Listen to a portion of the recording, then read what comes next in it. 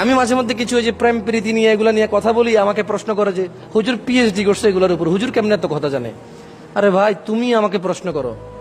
শেখ, একটা মেয়ে খুব ভালো ছিল, বোরখা পরিহিতা, ওর চরিত্রে আমি আকৃষ্ট হই।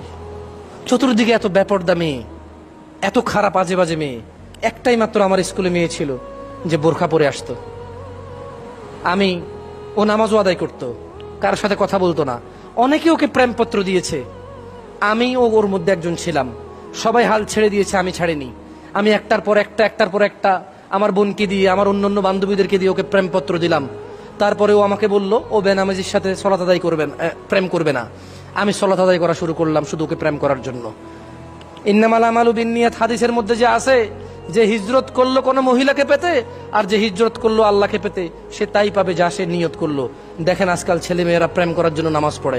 আল্লাহ নবী 1400 বছর আগে তা বলে দিয়ে গেছে, এরই নামাজ ওই প্রেমকেই পাবে, কিয়ামতের কোনো কিছু পাবে না। যাই হোক, ওই যে বলে না হুজুর আপনি কিভাবে জানেন, আপনি কি আগে প্রেম করছেন নাকি? আরে ভাই, তোমার মতো ছেলেই আমাকে প্রশ্ন করতেছে। মেয়েটা আমার প্রেমের প্রস্তাব প্রত্যাখ্যান করার পর আমি সর্বোচ্চ চরিত্রর অধিকারী হলাম।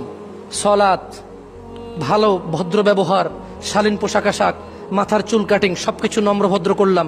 মেয়েটার সাথে আমি প্রেমে লিপ্ত হলাম। ও আমার সাথে কথা বলতে চাইতো না, আমি ওকে জোর করলাম।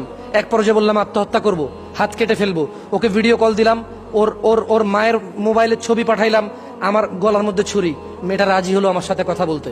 খুব ভালো ভদ্র মেয়ে ছিল, আমি তার প্রতি আকৃষ্ট ছিলাম তার এই ভদ্রতার নম্রতা দেখে।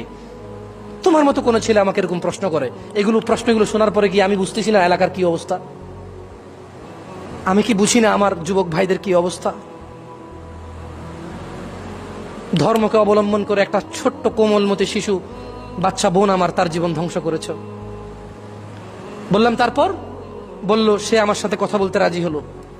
সালাম দিত, কথা বলতো দুই একটা, আমি কথা বলতাম প্রচুর, ও কথা রিপ্লাই করতো না। তারপর আস্তে আস্তে আমি বললাম তুমি কেন কথা বলো না, আমি পরে বিষ খাবো। আমি ছবি তুলে পাঠালাম, আমার হাতে ইঁদুরের ওষুধ।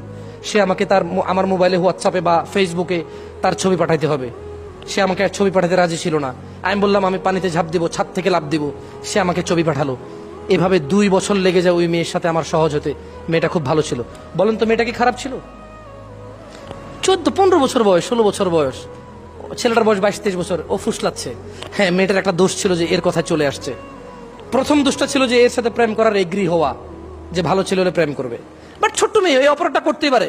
কিন্তু এই তোমার মতো চালাক নামাজি দাড়িওয়ালা ছেলে, আহলে হাদিস বলো নিজেকে, না নিজেকে জামাতি বলো, তাবলিগি বলো, ফুরফুরা বলো, আটরশি বলো, মাইজ ভান্ডারি বলো, কওমি বলো, হ্যাঁ মাদ্রাসার ছাত্র বলো, ভদ্র ঘরের ছেলে বলো, তুমি এটা করছো।